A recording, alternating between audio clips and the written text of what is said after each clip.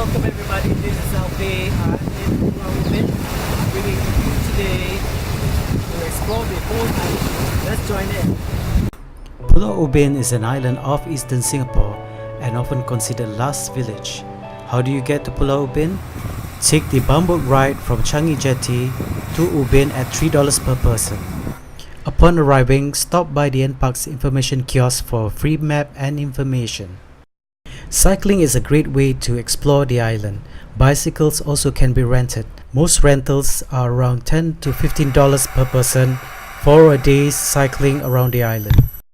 Pulau Ubin is rich in natural habitat, where you'll find lush greeneries, trees and plants. Don't forget to check out Ubin Fruit Orchard, which features a collection of some 300 fruit trees, including durians. Cycling along the trail promises to whet the appetites of city slickers who are keen to explore nature's best on an idyllic tropical island. Don't forget to say hello to our little friend. Located on the eastern end of Pulau Ubin is the Chek Jawa wetlands.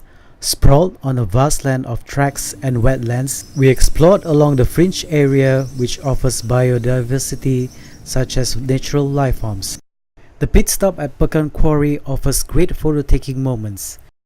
Previously an old granite quarry, it has turned into a beautiful lake and also home to an assortment of bird life. Being in Pulau Ubin is like stepping into a time travel machine. There are few villages left in Pulau Ubin.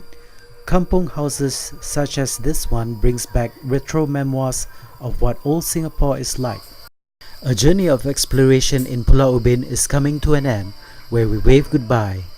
As we reach the exit sign that says "Have a nice day," I can't help to think how life can be so simple but beautiful.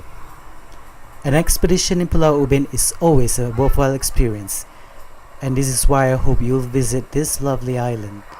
Till next time we meet again, bye!